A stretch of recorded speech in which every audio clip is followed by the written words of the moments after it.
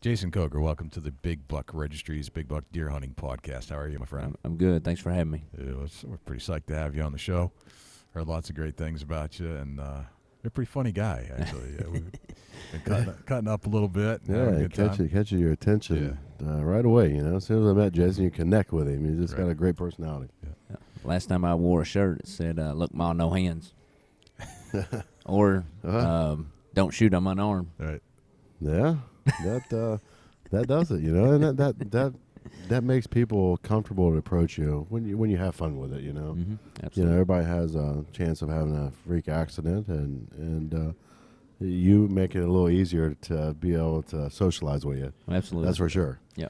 Just tell us about yourself. Where do you reside? Where are you from? All right. So my name's Jason KOGER. I live in Owensboro, Kentucky, and that's where I live today. Still, I was born and raised on a farm. My grandfather farmed 2,300 acres, and I've always lived in the house that I grew up in. And I got married. I married a girl named Jenny KOGER now, and we moved to town. And we weren't in town just a couple years, and I decided I was going to kick my mom and dad out of their house. so I kicked them out, and right next door to my house was my cousin or my uncle. So my cousin did the same thing. So now me and my cousins are raising our kids in the same house as we were raised up in. So Gotcha. Pretty neat little story. We're all right next door to each other. Now, of course, the prerequisite for being on the show is that you have to be a deer hunter. Mm-hmm. So we're going to get to that deer hunter story in a little bit. But Absolutely. You have a fascinating story behind you, and that you deer hunt today. You deer hunted probably your whole life, is my guess. I would assume that. Yep. Most deer hunters are that way. Not all, but most. But you have a fascinating story. Could you tell us a little bit about what went down and how it all happened? Yeah. So I had just moved to the house of my mom and dad's, and I've been around that farm my entire life. I was 29 years old at the time of my accident. So, it wasn't like I was in a strange place. And so I decided to go on a four-wheeler ride. It was March 1st, 2008. I was just going to go literally from, it's my house, my cousin's house, and then my grandfather's house. And there's a little dirt road that goes from my driveway, and it goes around the farm, and it ends up at my granddad's driveway without getting on the road. So literally it was going to be a 5-minute ride. It was the first warm day of the year. And on that ride, I ran into a down power line. It was about 30 inches off the ground, and it hit me just right where it landed on top of the gas tank on my four-wheeler, which was in between the handlebars and my body. But it didn't electrocute me right then. So trying to get off of the line, I was backing up, and that's whenever it hit me. So I took 7,200 volts of electricity went through my body. Holy smokes. So, and I knew I was getting electrocuted at the time. And I woke up. When I woke up, I was on the ground. So it actually stopped my heart for 30 seconds. Okay.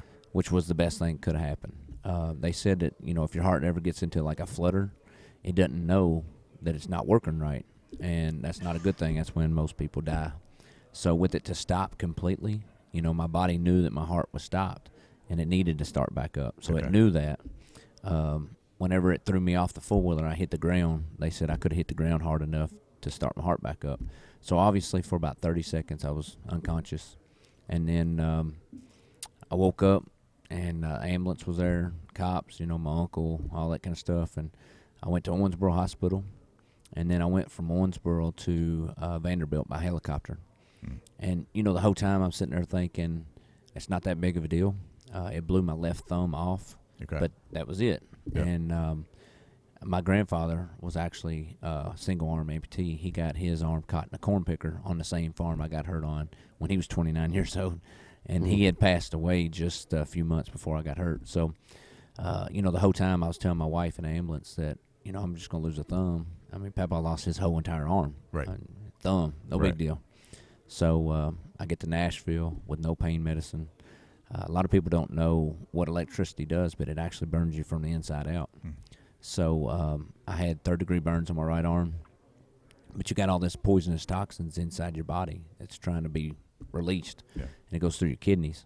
So by the time I made it to Vanderbilt, they said my urine looked like Dr. Pepper. It was that dark. It had that much blood and poison, going through. So Immediately they had to amputate whatever they had to amputate, and for me, they had to amputate both arms below the elbow.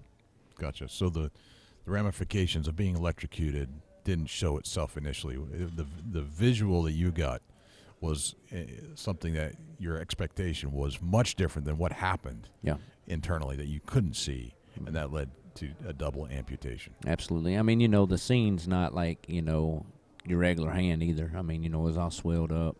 My right arm, like I said, was third-degree burn, so it was, bubbled up, the skin was, and it was black and blue. It didn't look good, but it didn't look like they was going to have to amputate by no means. One thing that I was thinking, it actually ripped the tendons from the tip of your fingertips. Ouch. And I didn't know this until they amputated. But it ripped every one of them tendons off my fingertips, and all my tendons were wrapped up at my wrist on both hands. Okay. So my hands would have never worked, even if they saved them. Right. So. Right. Wow. It's mind-blowing. Yeah. Right. Absolutely. You have to live with this every day now. Every day. So when you're in the hospital, when did it kind of start to sink in that things are going to change for you? So they put me in an induced coma for 3 days. I don't think they thought I was even going to live because I had so much poison go through my kidneys. They thought that my kidneys would shut down. And if that would happen, obviously, everything else would shut down as well. So they went on and basically told my family that, they just didn't know. They didn't know what the outcome would be. They had already amputated. I didn't know that. I had a fracture in my neck and in my back. Come to find out, those were old injuries. Okay. But for precautions, they had me strapped to a bed. And 3 days later, I wake up, and I can still feel my hands. I still feel my hands today. And I had no idea that they were gone. Wow. But I was strapped straight down to a bed, so obviously I couldn't see it. And a nurse was in there, and I asked her if she would get my mom and dad. My dad was a drill sergeant in the Army, and my mom and dad's always been, just the best parents you could have, and strong. And there's never such a thing of giving up. You just don't give up. So anyway, Dad walks in the room, and my mom, and he told me, the first thing he told me was, "We're gonna get through this. I don't know how, but we will." And he said they had to amputate both the arms in order to save your life. And man, it was that those first few words was obviously devastating.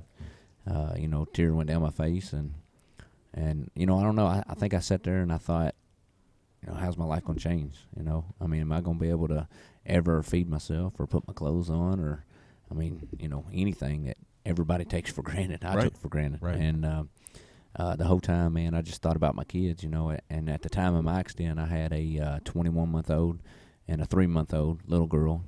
Today I have 3 kids. I got a little boy now, but I just kept on thinking about them, and I was a very blessed person to have a dad in my life, and a lot of people don't.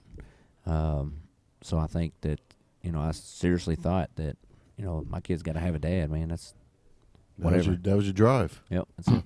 Right. That was the motivating factor. Yep. Yeah. So you can feel your hands today, you said. So Yep. it doesn't. Your brain thinks that you have hands. So Well, by God, he does. Look at it. That's right. absolutely does. the technology that's gone in Oh, it's to crazy. this stuff today is mind blowing. Absolutely. But you still feel your fingers. You can feel like you're moving them, and So where my nubs or where my arms are amputated at, yes, my hands feel like they are right there. gotcha. So they feel like they're really, really short. Right. So, but I can feel my thumbs, my fingers. Interesting. People talk about phantom pain. Right. I do have phantom pain sometimes. Okay. And what phantom pain feels like is somebody stabbing you with a knife, and it depends on where it is. It might be your pinky, it might be your thumb, it might be the palm of your hand. It's always somewhere different. But mainly that's when weather changes. The weather changes. Yeah, that's when it bothers me. That's when it comes about. Okay, gotcha. Let's talk about some of that technology, Dusty. I want to kind of get into what is there that Jason's using today. We saw you open a bottle of Coke by a screw cap, which we have videotape of. Absolutely amazing. Yeah, just amazing. If you don't mind, Jason, I want to start out. We all are hunters, and most of our listeners are hunters. And start out from where you started at with what they did from the start, and kind of finish up to where you're at with technology And today, I'm giving everybody a visual that you can walk up to Jason and shake his hand. That means a lot for you, I know. Oh, absolutely. And it's something that if you didn't know the story and you didn't know the situation, you wouldn't even recognize it. If you was just walking up and saying, "Hey," it would. Until you actually touch the hand, you would never know. Sometimes it scares them to death, too. Yeah, and it fits you. Yeah. I don't think that, I don't wish bad upon anybody, but your personality and what you got going on, man, it fits you to the T. Yeah, absolutely. That's the interesting thing. So, where did it start out at? And I don't want to get too deep in your story, but so, let's go to somewhere around the month after. Okay, so right before the month after my accident, obviously I was in the hospital for 12 days, and I was released. This is one story I think everybody loves. My doctor told me that I'd be in the hospital for at least 2 months, and I told him that wasn't going to happen. I had to drive to get home. I wanted to get home with my kids, and he told me, he said, well, if you think of one goal that you want to reach, tell me what it is. And I said, all right, got that figured out. And he said, what is it?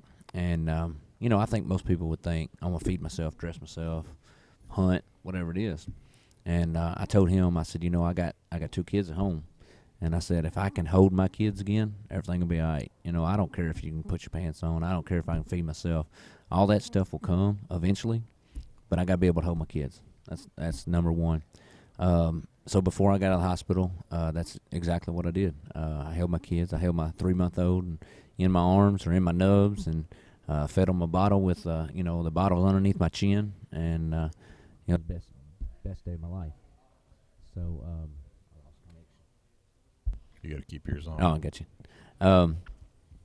So anyway, that was the best thing I ever did. So I got home 12 days later, and after I got home, I was doing the therapy and the whole 9 yards. I was looking into prosthetics. I found these prosthetics online. They were called the Touch Bionics eye limb hands. Mm-hmm. This was 2008, and I was like, man, I'd love to have those hands. They look cool. I asked my prosthetist. He said, "There's no way. Insurance won't pay for them. Those hands are $150,000 a piece. It ain't gonna happen."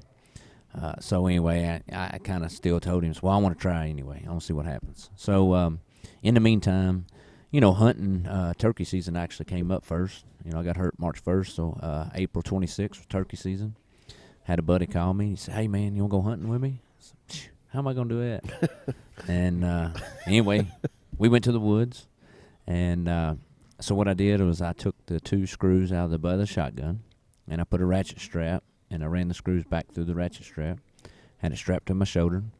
I had a tripod with a radiator hose clamp holding the front up. That's a beautiful thing. And I had a string from the trigger to my mouth. And I've killed a lot of longbeards, and but that day a Jake came out, and I killed a Jake a month after my accident with no arms. And to be honest with you, that Jake meant a whole lot more than any longbeard I've ever killed. So, I'm sure of that. Absolutely.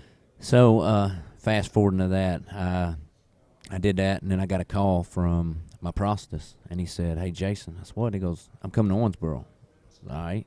So he came to Owensboro, came to my house, and he had 2 bags with him, and he handed them to me, and it was 2 eye limbs, 2 bionic hands. I said, "Well, how'd that work out?" He said, "Your insurance said yes. It's never happened before."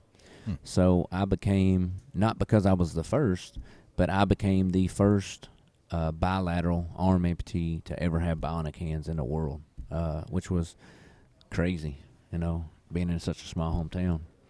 And I think my whole entire life, I decided that I was doing all this stuff for me. I wasn't doing it for anybody else. I didn't want to, I do want to inspire people, and I hope I do inspire people to move on. But at the time, I think I'm sitting here thinking, hey, dude, I don't care if I show somebody how I'm going to eat. I just want to be able to eat. I don't want to be famous for any reason at all. I just want to live my life just like I was. And so that's kind of where I started. Right, yeah, it makes sense. And, where you was at in the beginning and where you are now, man, it's crazy, and it's a huge accomplishment. I can't even say it. Accomplishment for yourself to get to the point that you're at now. That's awesome, man. Yep. So you've had some more developments with the bionic hand. Tell us more about how that works. So the eye limbs, the very first ones I got in 2008, basically work the same way as this one does. So kind of what happened since I was the first in the world with 2 bionic hands, I got a weird phone call one day from Hawaii, and it was Hawaii Five-0, the TV show. Yeah. And they said, hey, we are doing this new episode on the new Hawaii Five-0 called the Hookman episode, and it's a remake of 1974, which was fan favorite. But they said the problem is we need a guy, and he has to be a white guy with 2 arms gone with 2 bionic hands, and you are the only one. It's like, So- well, that's me. Yeah, that's me. Let's go. Sign me up. So Hawaii 5-0. yeah. So I jump on a plane and go to Hawaii 5-0. I do the episode called the Hookman episode. Got to work with some really, really cool people. RoboCop, for instance, from the 80s. Got to work with him. So I became really, really good friends with him. So anyway, at 2.5 weeks, I filmed the episode Hawaii 5-0 with the original eye limbs that I had. Yeah. So that show aired, and after it aired, I had the company Touch Bionics, which is from Scotland, to call and say, dude, we've never seen anybody use those hands like you did. I mean, I'm building sniper rifles and all kinds of stuff. No kidding. So they call and say, but the hand you got's 2 years old. So they sent me a brand new set of hands, and had them for, I don't know, maybe a month. And then they were coming out with another brand new set of hands. And I became the first person in the world with those hands. Those were called the iLim Revolutions. And the difference with those is it has an app for it. So I can make it do No way. a ton of different things. Okay. But in order for me to get those for the first person in the world with one, I had 2. I had to go on CNN. And I went on Dr. Gupta's show. Then they flew me to Philadelphia. I was on Good Day Philadelphia. Went to Dallas, Texas. I mean, I went all over on this little tour to introduce the hands to the world, basically. So that turned into, holy crap, this guy's got a hand that has an app for it.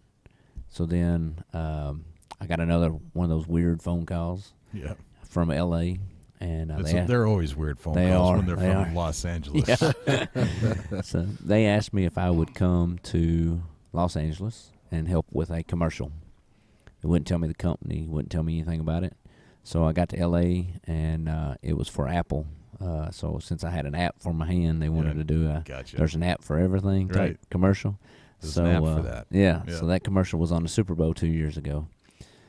So, things is just gone crazy, really, And then, I get home after meeting Peter Weller, and March 1st, 2 years ago, he asked me if he could come to my hometown. So he flew in, spent the weekend with me, which was the anniversary of my accident. And while we were there, I had a party, and I charged $10 per person to get in. And the next day, I ended up counting, it was $18,000. And I gave $18,000 to 7 different charities in my hometown. So it was, cool to be able to do that.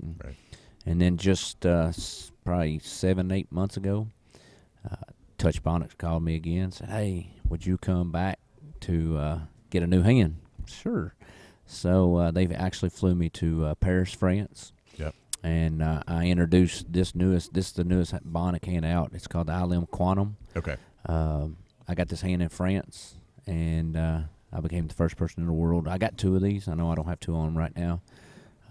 But first person in the world with these, and I just got done doing another commercial in Mexico City that's supposed to air soon, and got a couple different offers that recently. I don't know if they'll pan out, but maybe. Now, is this a prototype, or is this something that's actually this is something that's on the market? It's not in beta, so to speak. Yeah, no. This is working on, now. Yeah, it is now. Okay. I've had to send this back 3 or 4 times, just because I was the first with it, and I'd tear it up and I'd send it back, and they'd send me another one. So, they're still working on some things on it, but it's great. The biggest difference between this hand and any of the others is it's got an IMO technology inside of it, so the hand knows where it is in space all the time. Okay. So if I hold my muscle open long enough, my finger twitches, and whenever I move it in a certain direction, it'll go into a different grip. So whenever you see that hand twitch, so I can go into That's crazy. pinch grip or whatever. Gotcha. So what are you doing when you get it to do that? You just put it in a different plane, or it just No, so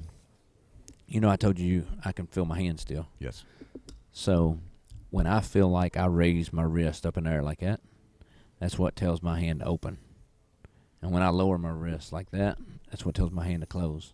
So when I say hold open, I'm actually feel like I'm doing this. And when I do that long enough, it goes into that grip. Gotcha. And then I got wrist rotators in them too. So in order to get it in wrist rotate, you got to hit two muscles at the same time. So for me, it feels like I'm flicking my pinky out. And when I do that, it goes into rotate. So when I lower my wrist, it goes one way, and raise my wrist goes the other. And it go all the way around. So where it's your arm was severed. Yep. There are points there that you're moving. Mm-hmm. So you're nudging. You can do the same thing and feel it in your arm too. Yeah. Okay. Yeah. Mm-hmm. Gotcha. All right. So you're actually controlling it with the pushing muscles that are existing. Yeah. And it's activating that to go somehow. Mm-hmm. Wow. So that's your right hand. It's a white. It has a white outer coating. It looks like it's plastic. Yep. Okay. It's silicone. Silicone. Mm-hmm. And it has a grip feel to it, so you can pick up things like Yep. it's not going to slip out. No. Okay. The inside is made of Aluminum okay. and plastic. Okay. And there's a motor in there, obviously. 5 different motors, 6 different motors, matter of fact. It's got a thumb motor, so the thumb I can manually move, or it'll move on its own as well. Okay. So. And the batteries, how does that work? So I charge it every night. It charges for about 16 hours. Okay. So I got to plug it up, and I got a sensor that tells you how much battery you got left. Gotcha. That's something new too. I had my hand die one time. I was holding Uh-oh. Here we go. I was holding a drink, really. A drink. Yeah, it was. I was drinking beer one night, so I was holding this bottle, and it actually went dead on me. I couldn't get the bottle out of my hand, so I actually had to drive home like that. And then the next day, I woke up with a beer in my hand, with my hand off, my arm charging, and my wife said, "Did you drink beer last night?" "No." "How'd you figure that one out?" The evidence is kind of strong. Yeah, it is. Yeah. So, you can do pretty much anything with the hand that you have. Mm-hmm. You can pick up anything. Is there anything you can't do? I cannot cook, clean, or change diapers. Okay. Which That sounds perfect. not bad. Not a bad gig. I know it. Yeah. Especially dirty diapers. I can't Yeah. do them. Uh-oh. Huh. Good. All right. Now That kind of makes sense in a way, but the left hand that you've got. Yeah. Right now I wear an ETD. It's called an ETD. It's a battery-powered hook. So, I got wrist rotator in it too. The wrist rotators are made by Motion Control. The hook's made by Motion Control as well. It's Phil Hour. It's just all battery-powered now instead of the old-time. And I have the old-timey hooks too. Okay. I still have those with the rubber bands. So you and have more or cables. less a collection of different. Oh, I got all kinds. And you keep them, and you decide whatever you're going to be doing will determine what you're going to put on that day. I got 5 arms hanging on the fireplace right now for stockings. So you have 2 of the newer hands. I do. I have 2 hooks. Okay. And Yeah. you just decide, you're not. Why aren't you wearing the other hand today? The hook gets inside my pocket a whole lot easier, and the hand actually. I'll just show you real quick. So it just pops off. Okay.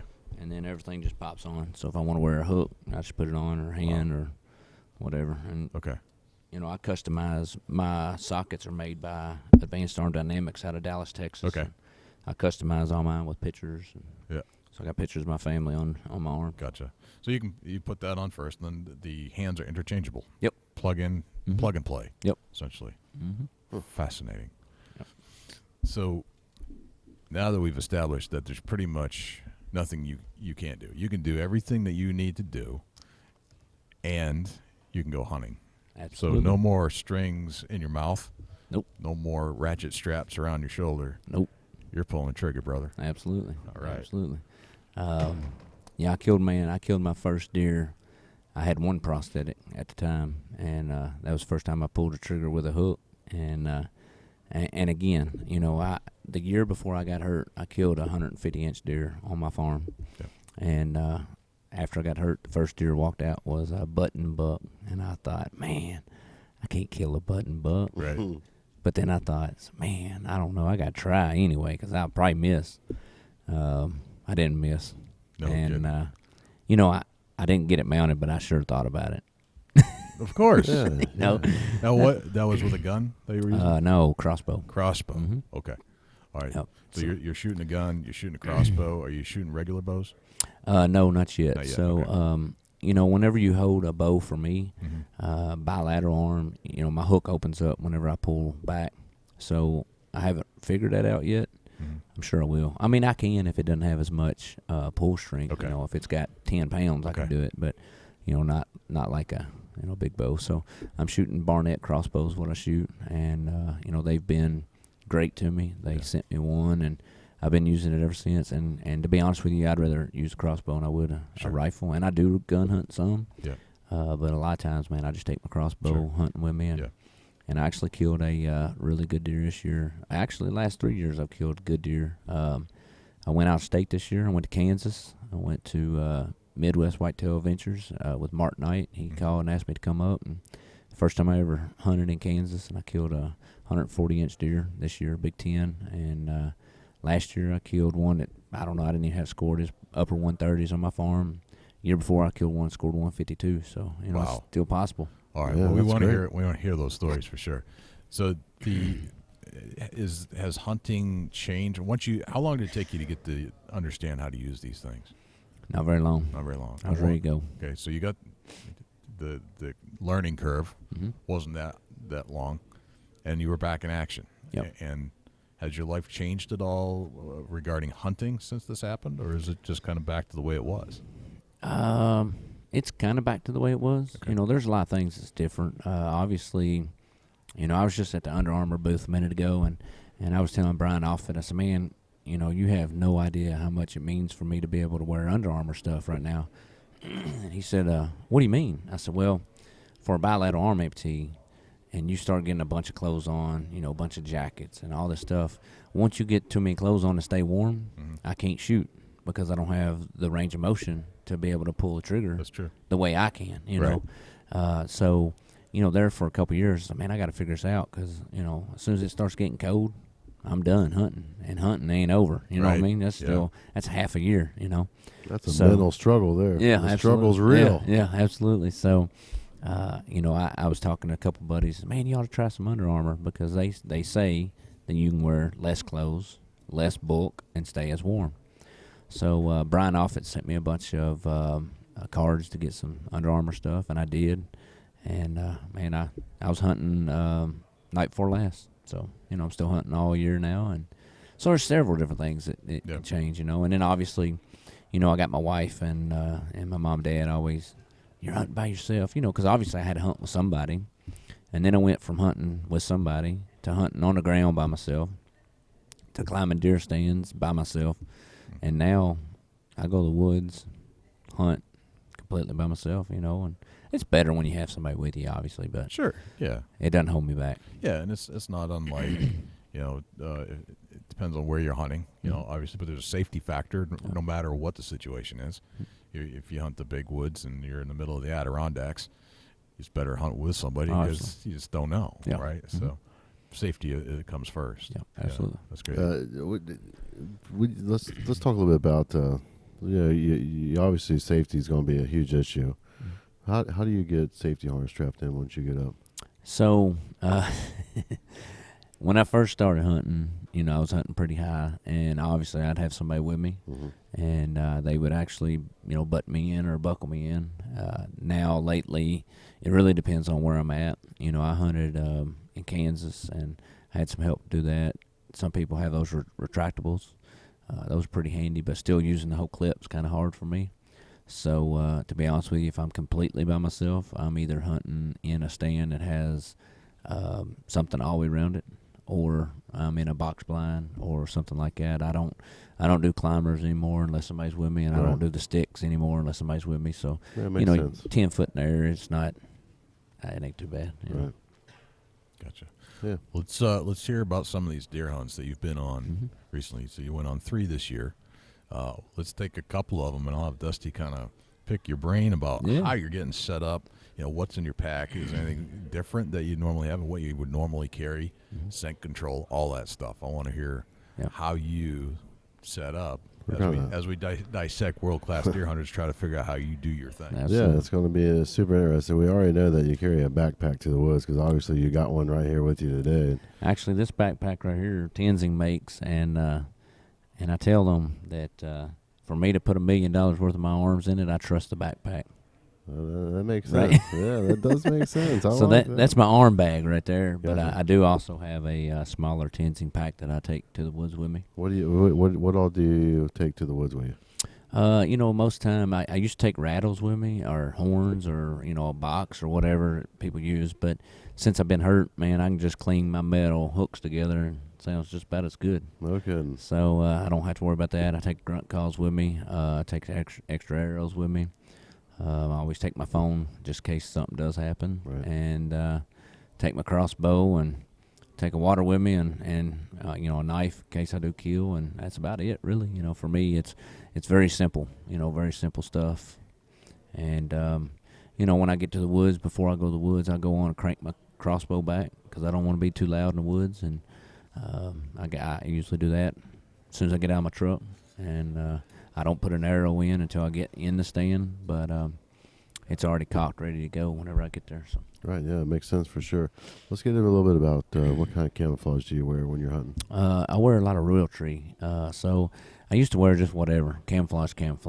And, you know, I got to doing a lot of studies on different things and meeting different people. And Dave Blanton has been a true friend of mine. And he's always been, you know, an inspiration to look up to. And got to know him real well. And he invited me to Realtree. And I went, talked to him. And, you know, ever since then, I pretty much wear Realtree. So. Oh, yeah, it makes sense for sure. You talked a little bit about that you're packing a Grunt Call. Any particular brand of Grunt Call that you're carrying with you? No, right now I'm doing a Flexstone. Gotcha. Yeah, and it seems like it's easier. You know, you get those calls where you push a button for doe bleat and, you know, all the different buttons, but those buttons are way too hard for me to even mess with. So Right. I don't You do any think of they'd that. have a programmable app right in your finger? I know it. You have any particular? You talked a little bit about you know, like elevated blinds. Is there any particular brand of elevated blind that you're using now?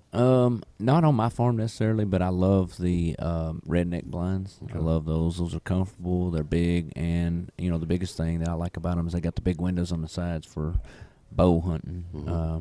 Which I know it's intended for a regular bow, but works really good for me and crossbows. And you know, I think it helps a lot with scent.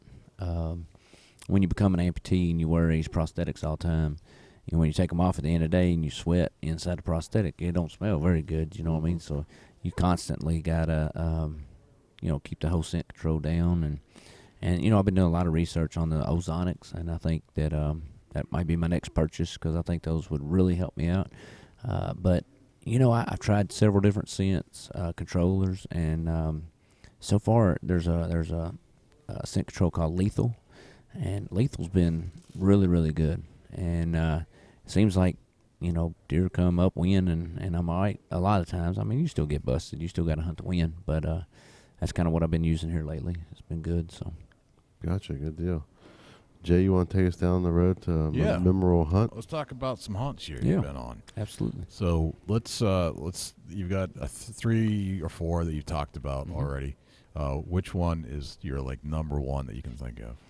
You know, this year I went hunting in Kansas last year, and it was 110 degrees, and I was hunting with John and Gina Brunson. I was actually on their show. Yeah. You know, we never did see a deer. It was just way too hot. Yeah. But that was my first trip to Kansas, and I've always wanted to kill a deer in Kansas. And so this year I went back with Mark Knight. I took a couple buddies with me to hunt. And, man, just to be able to kill a deer, you know, out of state, and a really good deer at that, it just that whole thing came together. And probably what meant the most was Mark Knight and I became really good friends. I mean, I feel like he's almost like a father figure now. You know, he's just a great, great guy. I love him to death. And you know, Mark wanted to see this happen maybe more than I wanted to see it happen. I mean, I think it was just about the same, but when I killed that deer, I was by myself, and I text Mark, and when that deer came in, it came in chasing a doe, and I whistled, and he stopped. And when he stopped, I was right behind the shoulder, and Mark told me, he said, man, shoot him, middle of the stomach. I said, I'm going to shoot him right behind the shoulder, And when I hit that deer, like, I knew it was over. I knew he was dead, And it ran off, and I could see the blood patch on the opposite side of where I shot when he ran. And I texted Mark, and I said, hey, I just killed a deer. And he said, can you see him? I said, no, but I know he's dead, man. We're going to find him belly up, no problem. And he said, all right, well, I'm on my way. He said, it's going to take me 30 minutes to get there. I said, I ain't even getting out of the stand. I said, I want to walk with you. I'll recover this deer with you. And that's what I did. He filmed me. We followed blood trail, and we didn't go 60 yards, and he'd belly up. So it was awesome, man, just to have that moment with Mark. I tell a lot of people it's not about what you kill anymore. It's about the memories that you make while you're hunting. Even if you don't kill something, you're not successful, man. It's awesome. So great story, man. What other deer hunts have you been on this year? Last year, technically. Let's see. The year before last, I went on a hunt on my farm by myself. Yeah. It was during rifle season. Okay. One reason I don't shoot rifle anymore was this hunt, and I killed a 152-inch deer. But that deer came in the second day of rifle season. He come in 10 yards. I pulled my gun up. I pulled the trigger, and it just went click. I thought, what in the world? So I jam, I'm messing around, making all kinds of noise, pop a shell out, shove another one in. He's still standing there broadside. Click. Gosh dang. So, that happened 3 times. I bet you were saying more than gosh dang, but all right. I was tore up. So after 3 times, the deer walked off. I said, well, there went that one. Well, that dang thing came back in there. So anyway, I shot again. Same thing.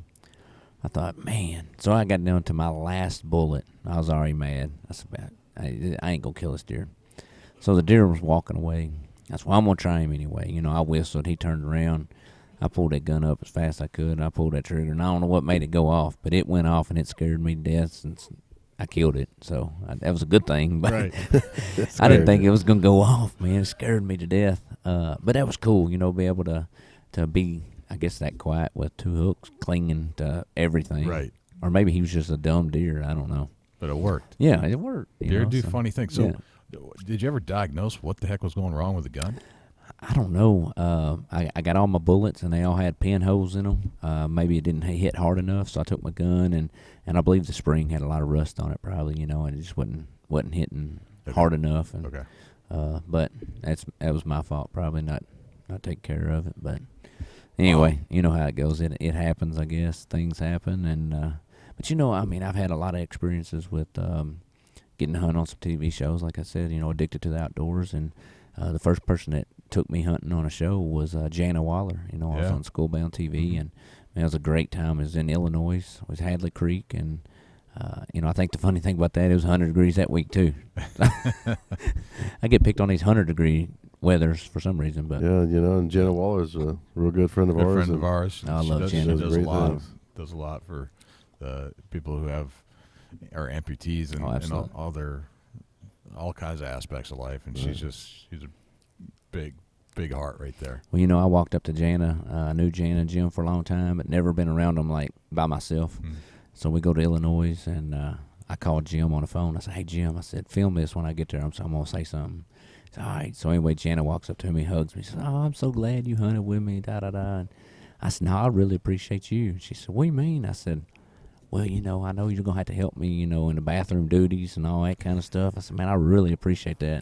And her eyes just looked at me like, holy crap, what'd I just get into? That was perfect. You have a great sense of humor. So you play with people, too, with this stuff. Yeah, you got to, What are some of the things other things that you've pranked people on? I got a shirt that says, look, ma, no hands. I got one that says, don't shoot, I'm unarmed. I got... I'll spin it around. I got a hand that looks real. It's got like real flesh and real fingernails, and I'll put it on and raise it just right above the window when I'm driving down the road and spin it all around. And I'm always freaking people out. That's perfect. Fantastic.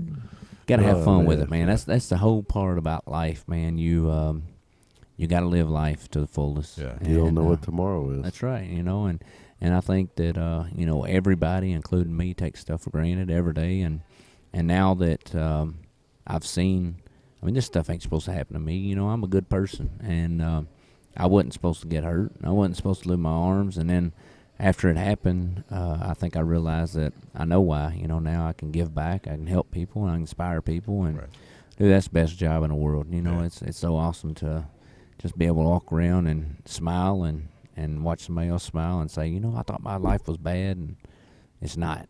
Everybody's life's awesome. Everybody goes through trials, man. We've all done it. Everybody's got different stories. Yeah, definitely. So we like to finish with a few different questions. Mm-hmm. I didn't prep you for this, so Gotcha. Bear with me. If there are a million hunting tips out there, if you had one and only one that you could share that you think is the best hunting tip of all time, what would that be? Get up and go. I think there are a lot of people. They want to sleep in. They don't want to experience it. And not only that, is they think that they're going to go to the woods because they see all these TV shows. And all these TV shows, every time they go hunting, they kill 200-inch deer. Every time. They don't show all them bad times. They don't show the times you don't see a deer. And if you truly love the sport, man, get up and go. And you're not guaranteed what you're going to kill. You're not guaranteed to kill a big deer. But just go, have fun, and that's what hunting's all about. It's all about the memories of the hunt, not of the harvest. Yeah, I think that's something that we're losing the passion for what we're doing. Absolutely. And that's a great tip you just give there, and I hope the listeners really take that to heart from somebody that has been through an accident and somebody that's going to the woods every day. Like yourself, Jason, that's not no easy task for you. Yeah. Well, I read an article the other day about this guy that's actually, I think he's having a suit against Barnett, and it doesn't matter if it's Barnett or anybody else, but he lost half of a pinky. And you see somebody, and he said in this article, I'm never going to be able to hunt again. And I sit there and think, a guy lost a half of a pinky, and he's never going to be able to hunt again? Right. Come on, man. Anybody can hunt, man. Anybody can do it. You just got to be willing to do it. That's it. Yep. How old are you today, Jason? I am 36. 36. All right. Knowing what you know today as a 36-year-old, going through the things that you've experienced in life, what would you say to the 16-year-old Jason? Probably that, you're not guaranteed tomorrow. And, man, I had my whole entire life planned out. I was working for my dad. He owns a construction company. I was making really good money. I was running work. I was married. I'm still married. Had 2 kids, had a house. Just got into this new house. And then all of a sudden, man, life put on the brakes, emergency brake, And, the first 2 months, man, or the first several months, I didn't know how I was going to survive financially. I'm not working. My wife's not working. I'm home, got 2 kids, got a brand new house. And my community pulled together. And they gave to me more than I could ever ask for. And that's why I do my event, is to give back to my community. And I just think that, being 16 and not making fun of me, I was dumb too when I was 16. But you think nothing's going to happen to you. You're Superman, and you're not, right. And probably other than that is all the bullying that's going around nowadays when, these kids are young and they see somebody that's different. Man, it's just, they want to make fun of all these people that's different. And I'm different. I'm proud of it, Right. So you just got to show them that you need to be happy with who you are and what God gives you, because He ain't going to give you more than you can handle. Right. Yeah, I agree with that. So this is kind of, everybody's got one of these things, right? When you go hunting, you've got a special thing that you want to bring in the woods with you. It's like a superstition. It's a good luck charm. We all have these wacky things. This is a good smile. Yeah. We may be getting an interesting one here. So I can always tell we're getting into something. We're hitting a nerve here. What's that one thing for you that drives you nuts if you leave it in the truck? My arms. Yeah. No, that was an obvious answer. So what else besides that? I don't know. I don't have a good luck thing that I take. I don't know. You just gotta. Well, the other day I went to the woods and I forgot my crossbow. That was bad. That's a bummer. But I don't know. I don't have any particular thing that that I have. I used to race cars, and I did that whenever I raced cars. But I don't know why I don't do that hunting. I just don't do it. All right. Some guys have it. Some guys don't have them. We've heard all kinds of wacky things, from little miniature walruses to the Wahoo guy, whatever that is. A pair of socks. Someone had a sock or something they had knotted up. Or a buckeye. Some people were carrying buckeyes around.